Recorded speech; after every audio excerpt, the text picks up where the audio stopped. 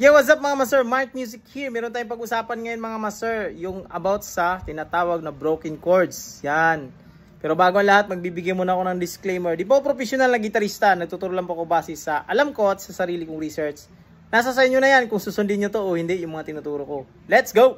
Para sa akin mga master, yung pagkaintindi ko mga master dito sa gitara, para sa akin lang itong mga master, is wala pong broken chords. Kasi meron nga tayong nakikitang mga C at 9, D over 7, yan, Jesus, yan, sus 4, sus 2, yan, marami may diminished. So, para sa akin, meron mga tawag lahat ng mga chords, walang broken chords. Kasi parang kaiba kasi pag sinabing broken chords, pag sabing broken chords, pagkaintindi ko, parang hindi mo siya ba ma-define, kasi broke nga siya. So, lahat naman na-define ng mga chords eh. Kaya nga may mga nakikita tayo. May mga D sus 4, D add 9, D7, dominant 7. So, merong mga tawag yung mga chords. Ito lang siguro yan, voicing. Para sa akin, parang voicing siya. Example natin mga master. Di ba may nakikita tayong nagko-chords dati as beginners? Nakikita natin yung mga chords na to ganito. Yung G. Tapos pag mag-E minor sila, hindi nila tinatanggal yung dalawa sa baba. Mag-C, ganun din. Yan. D. Naka-steady lang yung dalawa, yung pinky at ring finger. So, ano naman siya, pag makita natin yung may mga ganyang chords, sabihin natin broken chords. Pero may mga tawag yun mga master. Voicing yun para sa akin mga master. Kasi yung ating note na G, ito, nagdo-dominant siya, hindi siya nawawala doon sa chord progression. Kumbaga yan, no? Yan. Now.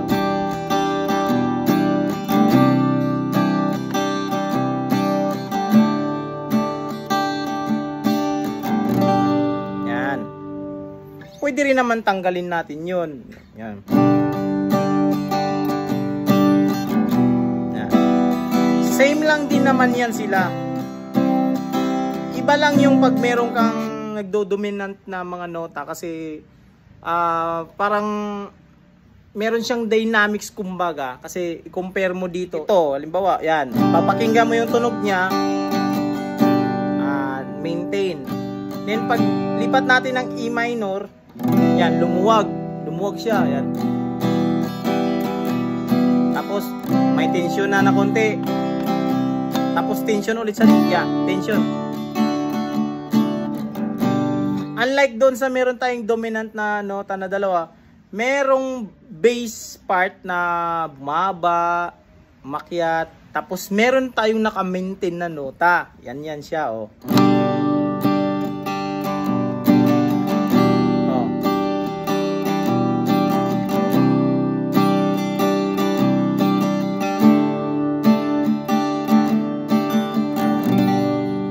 Yan, mas masarap pakinggan.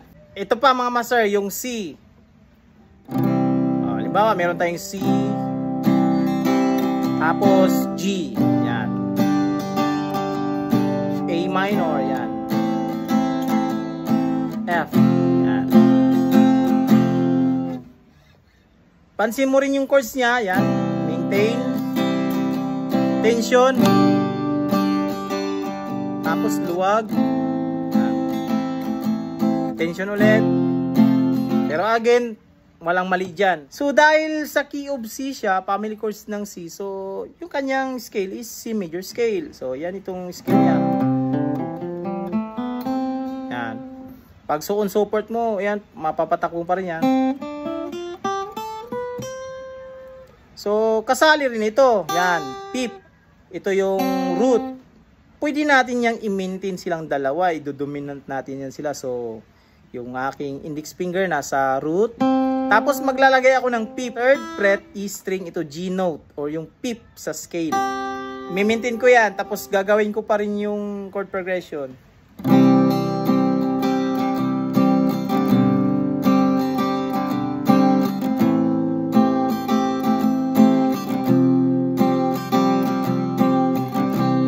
Diba? Maganda pakinggan, masarap pakinggan. Mayroong nota na nag-sustain. So, ito, paano nangyari yun? Apat pa rin yung chords tapos naka-maintain yung aking index finger at yung aking pinky finger. So, dahil nakamintin yan yung dalawang daliri na yan, so, ang ina-access ko na lang or pinapatakbo-takbo ko, nililipat yung aking middle at yung ring finger. So, ito yung C. Pag G ko, inakyat ko lang, yan. Yan. Pag A minor, so ito, yan. A minor. Sa F, siyempre hindi ako makabar. So, hinanap ko lang din yung F note ito sa D string 3rd fret. At dito yung kanyang fifth sa F, kasi yung fifth sa F is C. So, naglagay din ako ng C dito sa ating A string 3rd fret. Yan na yung F. Okay, compare natin yung dalawang mga sir. Tension. Huwag. Tension. Yan. Ito yung isa.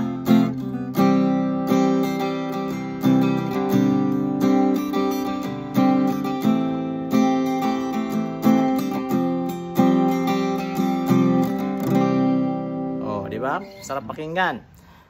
Ito, bigyan pa ako ng isang example sa inyo at paborito ko itong mga E major tayo mga master yan. Ito yung family chords niya. Meron siyang E, F sharp minor, G sharp minor, A major, B major, C sharp minor, D sharp minor, at E. So, ito yun mga master. Family chords niya na yun, hanapin natin lang dito sa taas lahat, sa upper bar chords natin. So, itong gagawin natin. E, F sharp, yan, A, B, C sharp, D sharp, yan, E. So, yung gagawin nating dominant note niyan mga master, yung string, ito yung open E, yan, at B, yan. Gawa natin siya na paraan, master, na naka-ring lang siya, hindi natin kumbaga siya diinan. So, yung F sharp minor natin ganito mga master. So gaganito na natin yan. I-open natin yung ating dalawang string sa baba. At dito ako sa 2nd fret sa G string kasi ito yung 3rd ng ating F sharp minor. Yan. So ito yung kanyang root, pinky. Yung 3rd niya sa index finger.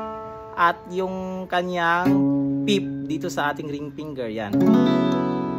Yan yung tunog niya. Pag inusod mo yan, hindi mo na baguhin yung posisyon ng mga daliri. Inusod mo lang. Kasi minor ang sunod niya eh. Ito yun, no? Major, minor, minor. So major yung sunod, iusod natin. Yan. So ganito na siya. Kumbaga yung A, yan. Tatanggalin lang natin yung bar. Yan. Yan. Ganon din sa B. Pag sa C sharp, kasi C sharp minor siya, so ganito, maglalagay na tayo ng index finger. Yan. Sunod, D sharp minor. Yan. E. Pwede rin dito sa ating octave. Ang ganda yan.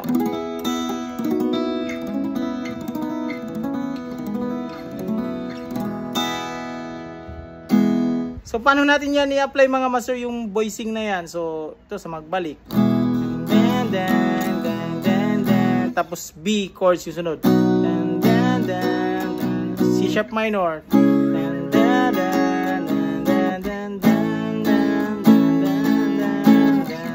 Diba? Ganon. So, i-apply na natin.